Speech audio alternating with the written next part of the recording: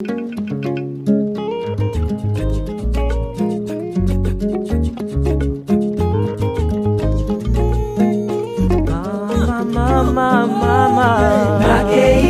kasi lobi nakozonga mopembo ezali. Salut à toutes et à tous et merci d'avance pour la sympathique attention que vous allez accorder à ce programme. Malgré que nous avons de petits ennuis de santé, mais nous sommes quand même là pour vous servir et surtout bien vous servir. Aujourd'hui, nous avons un programme vraiment très délicieux comme vous allez le constater. Nous allons parler République démocratique du Congo. Comme vous le savez, en République démocratique du Congo, l'actualité est très abondante et plein même de rebondissements jusqu'à ce qu'on n'arrive plus à comprendre quelque chose. Mais aujourd'hui, nous avons quelqu'un qui va nous aider à décrypter un peu cette actualité. Quelqu'un que vous connaissez très bien parce qu'il n'est plus à présenter. Mais pour quand même certains qui ne le connaissent pas encore, nous allons le présenter d'une manière vraiment laconique, comme vous le voyez sur ces images. Il s'agit de Babi Balukuna.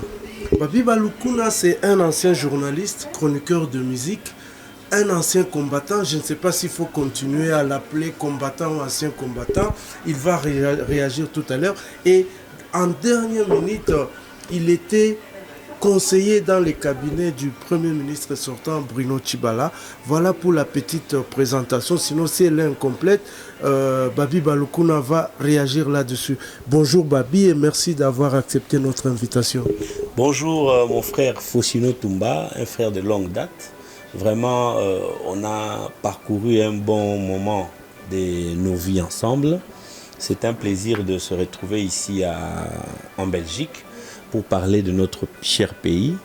Et dans la présentation, tout a été dit. Je ne vois pas ce qui n'était pas cohérent là-dedans. Tout est bon.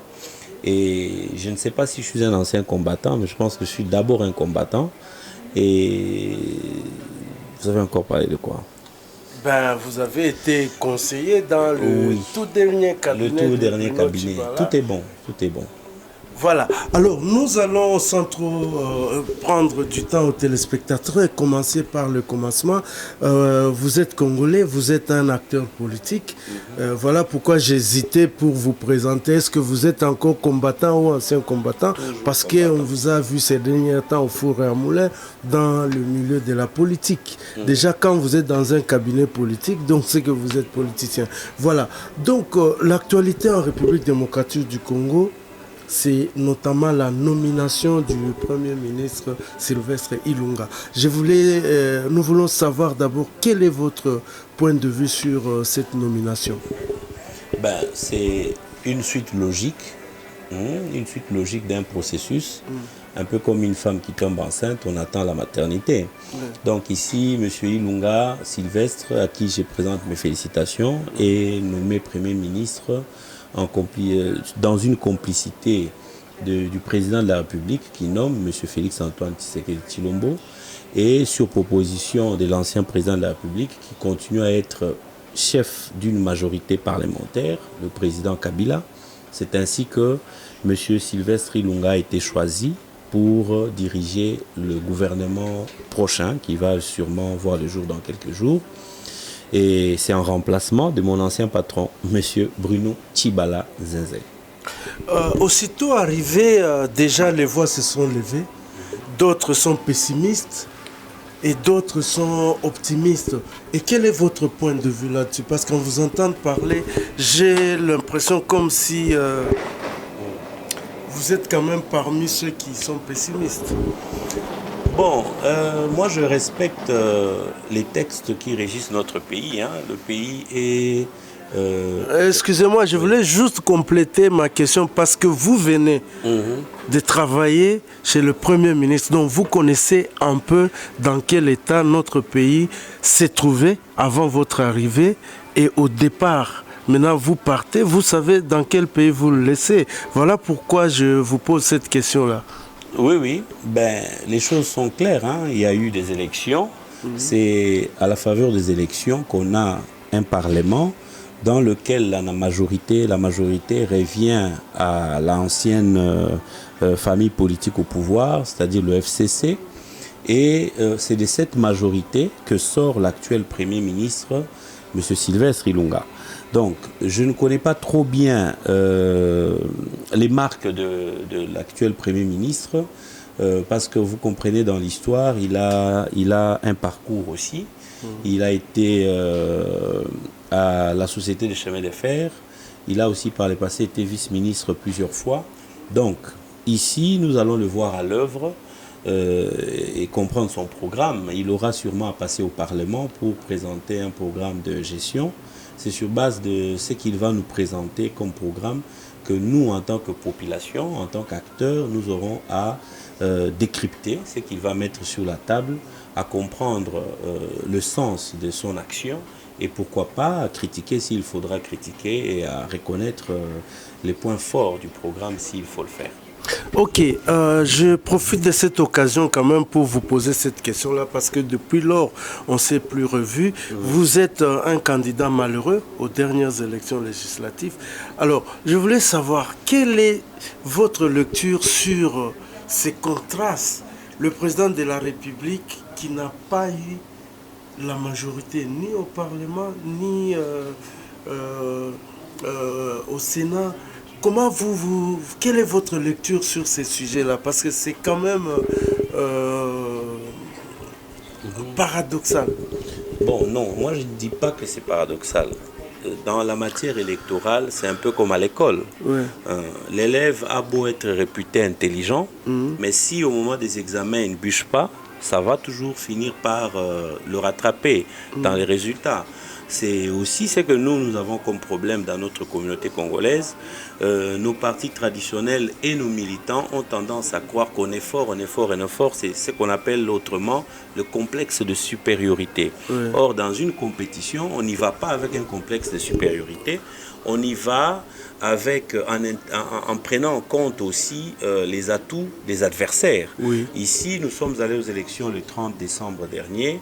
Les adversaires venaient de diriger le pays, c'est-à-dire qu'ils avaient tous les moyens logistiques pour affronter une élection et aussi des moyens financiers. Nous, qui nous réclamions de l'opposition, étions quelque part dépourvus des moyens, il fallait les trouver. C'est une question d'organisation, il fallait toquer les bonnes portes pour réunir ce qu'il fallait comme moyens.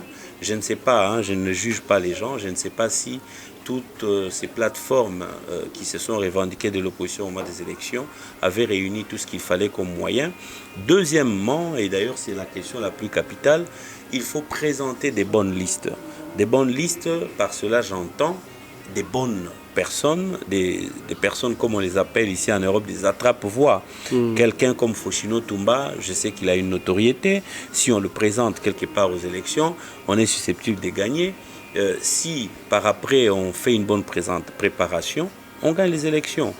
Maintenant, la majorité présidentielle d'antan est allée avec beaucoup de candidats. Quand vous y allez en surnombre, c'est tout à fait logique que même si vous perdez, vous ayez la chance de ramener beaucoup de sièges.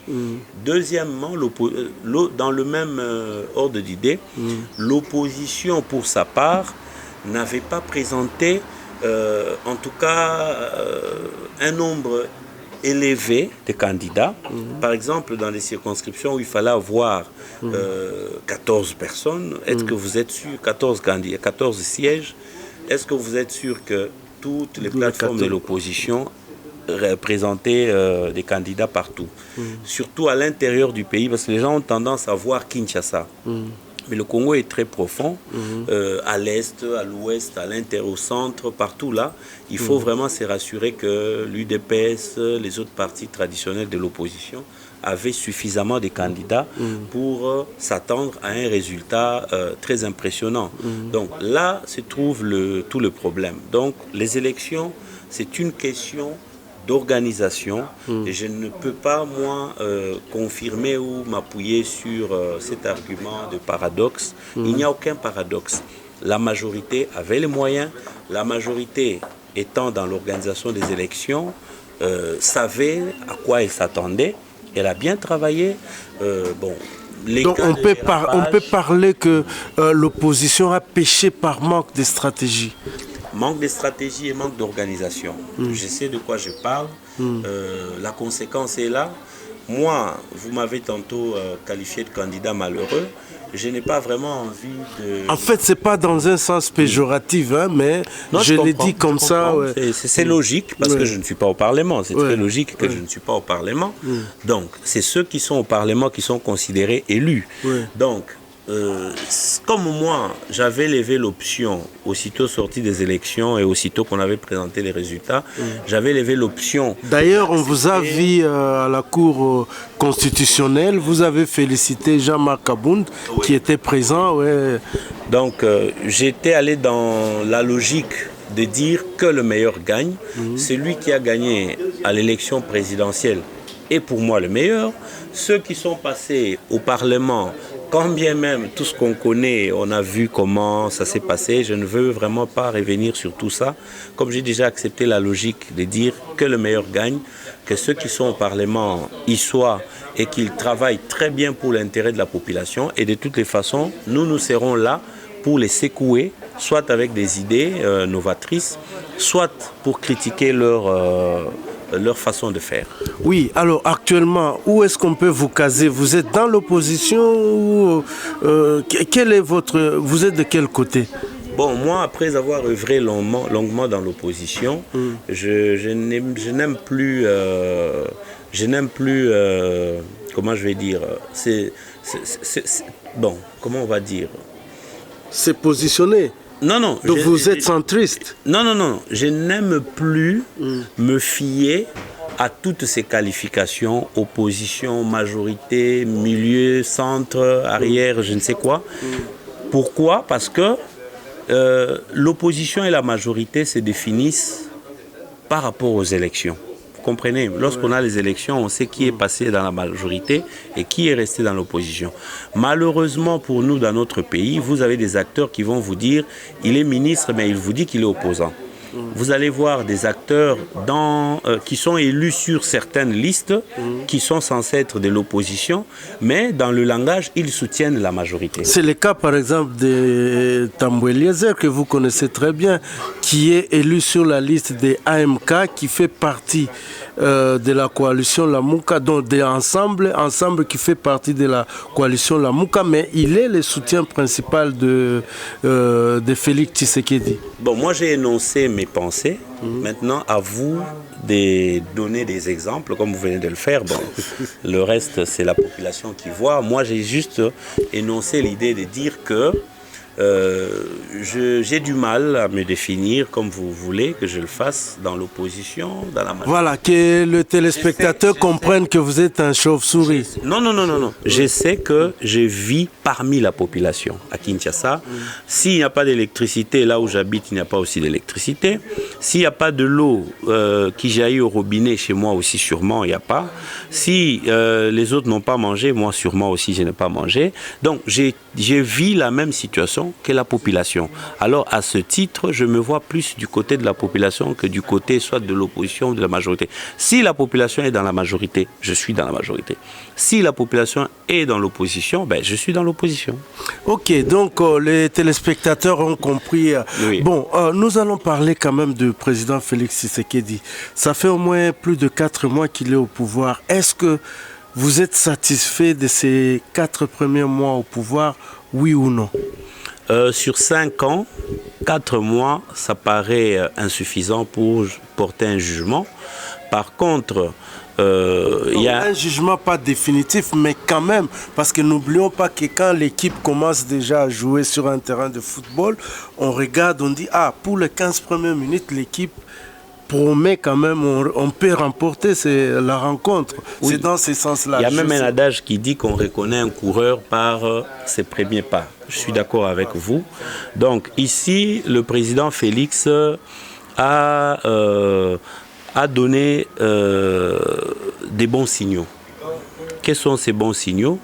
Nous avons, sur le plan de la décrispation politique, quelques prisonniers politiques pas des moindres non plus, qui sont libres de leur mouvement, et même des exilés politiques qui ont commencé à regagner le pays.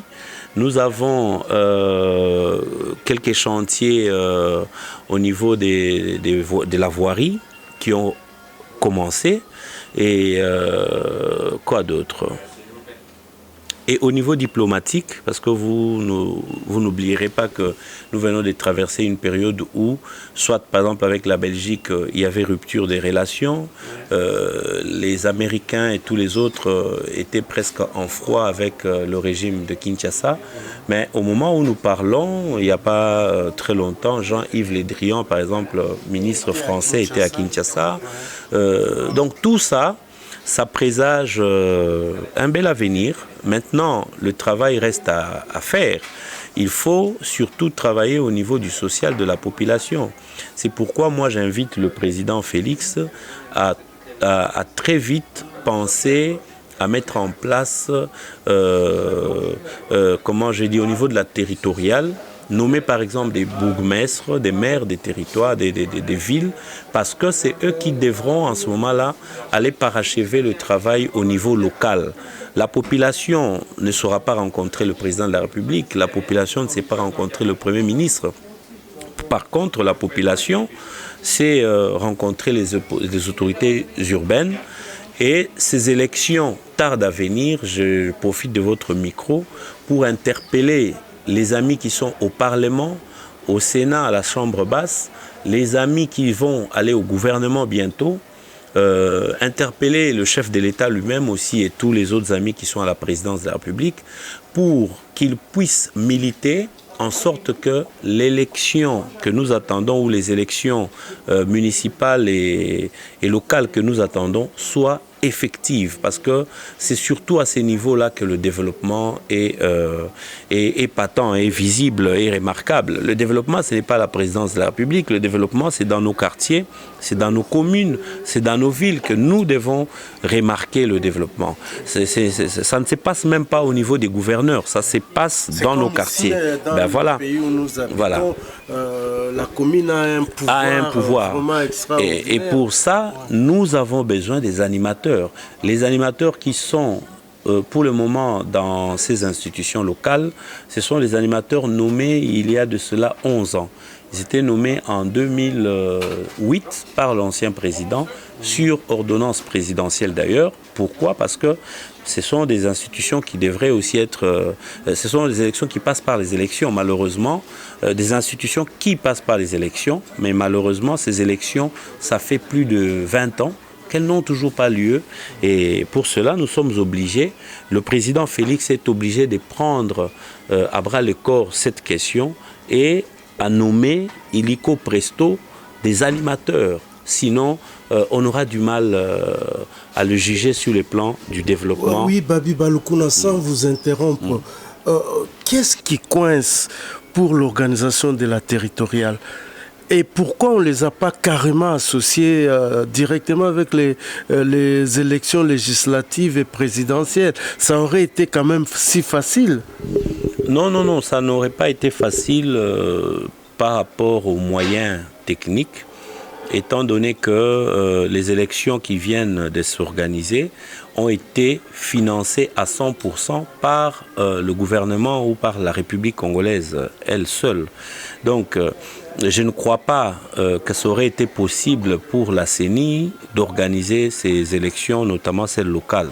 Alors, à ce stade, comme je disais tantôt, j'insiste pour que les actuels dirigeants du pays ne nous oublient pas à ce niveau-là, qu'ils donnent les moyens qu'il faut à la CENI, surtout que la CENI aussi doit être revue parce que l'ancienne direction voit son mandat terminé à la fin de ce mois. Donc il faut déjà penser à mettre en place des nouveaux animateurs de la CENI et aussi donner des moyens pour que les nouveaux animateurs, aussitôt arrivés, ne traînent pas, qu'ils commencent le processus de ces élections locales. Ok. Babi Balukuna, nous sommes très curieux de savoir un peu votre avis par rapport à la question que nous allons vous poser tout à l'heure. Les élections qui viennent se tenir dans notre pays est plein de rebondissements en ce qui concerne particulièrement les alliances. Nous avons vu Honoré Ngwanda qui n'a jamais été partisan des élections et qui a même invité la population à boycotter les élections. Mais curieusement, après les élections, il appuie Martin Fayoulou, soit disant que c'est lui qui a gagné les élections au détriment de Tshisekedi. Et récemment, il vient de signer une coalition. Dans cette coalition-là, nous avons encore constaté que Ngwanda ne porte pas, par exemple, Moïse Katumbi dans son cœur et les autres acteurs politiques. Mais il soutient quand même Fayoulou. Est-ce qu'on peut soutenir Fayoulou sans soutenir Lamouka? Et quel est votre point de vue? Bon, sans rester subjectif, je crois que c'est un problème de conception. Il y a des conceptions et même des concepts qui sont devenus désuètes au jour d'aujourd'hui, de par l'évolution du monde lui-même. Moi, je ne vois pas comment, dans le monde actuel, on peut encore parler de rébellion. Je ne vois pas dans le monde actuel, rébellion militaire, je disais. Je ne vois pas comment, dans le contexte actuel, il est possible de parler d'un putsch militaire, parce que c'est compliqué. Alors, du fait que c'est compliqué, la seule voie qui nous reste pour prétendre atteindre le développement, parce que tout est question et fonction juste de développement. Notre combat, c'est pour le bien-être de nous tous, hein, la population. Alors, pour y arriver, je crois qu'il faut parler élection. Il faut parler élection. Et c'était logique, bien sûr, que les personnalités que vous citez ne puissent que soutenir des candidats qui se sont impliqués dans le processus électoral. Je ne vois pas de mal à cela. Peut-être que vous avez cité mon aîné Honoré Ngwanda. Ce n'est pas de l'incohérence. Bon, la politique est dynamique, mais aussi il faut comprendre que, comme je vous disais, le contexte ne se prête plus aux anciennes conceptions de rébellion, de guerre et tout ça. Ça fait qu'il peut avoir évolué dans son raisonnement. Moi, je ne dirais pas que c'est un problème de contradiction. Il peut rester cohérent dans ses idées, mais se dire, sur le plan des méthodes, les méthodes auxquelles je m'accrochais ne sont plus possibles. Alors, je soutiens, par exemple, Martin Fayoulou, comme vous avez dit. Il faut peut-être échanger avec lui. Il vous donnera la lumière de son raisonnement. Vous savez qu'il est trop sélectif pour les gens qui peuvent l'interroger, vous le savez bien. Ok, mais entre-temps, Martin Fayoulou a promis aux Congolais un soulèvement populaire à la soudanaise ou algérienne. Quel est votre point de vue? Il faut aller voir Martin Fayoulou. Non, mais vous êtes quand même un acteur politique. Est-ce que c'est réaliste? Je crois que dans mon introduction de la question précédente, j'ai tout dit. J'ai dit que le contexte, l'évolution du monde, l'évolution technologique, l'évolution de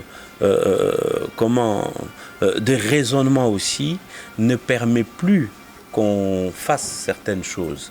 Le soulèvement populaire, vous dites bien qu'il est populaire. Pour réussir un soulèvement populaire, il faut avoir la population avec.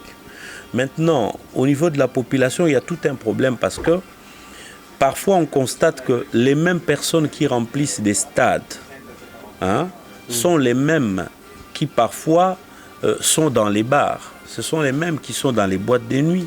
Ce sont les mêmes qui sont aussi à l'église en train d'implorer la divinité.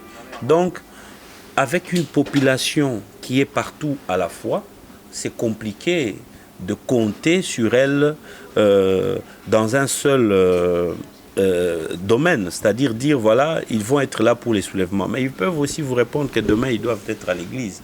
Donc, ça sera difficile pour eux d'être et dans le soulèvement et à l'église. Difficile pour eux d'être et dans les bars et dans l'église. Difficile pour eux d'être et au travail pour ceux qui travaillent et dans le soulèvement. Donc, tout ça demande une étude anthropologique de la part de ceux qui pensent encore s'accrocher au soulèvement populaire. Parce que nous parlons des élections toujours, est-ce qu'aujourd'hui, selon Babi Balukuna, la vérité des urnes, c'est un discours qui tient encore la route? Parce qu'en 2012, n'oubliez pas que vous faisiez partie du groupe qui réclamait la même vérité des urnes avec Étienne Tshisekedi. Maintenant, il est question juste de faire une analyse, d'étudier, de voir le contexte. Il ne faut jamais réfléchir sans tenir compte du temps. Les réalités de 2016 ne sont pas les mêmes qu'en 2018. Les réalités de 2012 non plus ne sont pas les mêmes que celles qui seront en 2020. Donc, en 2012, 11 et 12, nous sommes partis des élections avec un goût amer, ce qui nous a poussé à revendiquer la vérité des urnes. Mais maintenant, il faut évaluer à la fin. Quand nous avions fini ce processus-là jusqu'aux élections récentes, est-ce que le président, le défunt président Tshisekedi, est rentré dans ses droits à l'époque? Non. Il n'est pas devenu président de la République jusqu'à la fin du mandat en question. Par contre, il y a eu une reconnaissance, moi je dirais une reconnaissance divine. Dieu sait faire les choses. Il a compris que au Père, on a empêché un droit. On va peut-être le récompenser à travers son fils. Attention, parce qu'il y a toujours des polémiqueurs sur le net. Par mon raisonnement, je n'ai pas dit que Kabila a donné le pouvoir à Félix. J'ai dit Dieu sait faire les choses. Donc, le Père, on a empêché au Père de jouir de sa victoire. Le Père se dit, ok, je vais dans la même famille biologique récompenser la descendance de la personne. Donc, ce qui arrive aujourd'hui à Félix Tshisekedi, moi j'ai toujours dit, ce n'est pas seulement le fait de sa force en tant que leader politique, mais c'est aussi le fait des efforts que nous avions tous entrepris en 2011 avec le président Tshisekedi pour son élection à la tête du pays. Tout ça mis ensemble, la reconnaissance et tout le reste, en tout cas, Félix Tshisekedi ne pouvait qu'être glorieux. Ok, nous allons changer de registre pour parler quand même diaspora. Oui. Vous êtes l'un des membres de la diaspora, mais dans tout ce qui se passe dans notre pays, un discours Kabila dégage, Kabila doit partir. Kabila est parti, maintenant les choses changent, maintenant c'est Tshisekedi et Kabila doivent partir. Alors comment jugez-vous l'attitude de la diaspora? Dans notre combat intelligent, je reviens sur ça.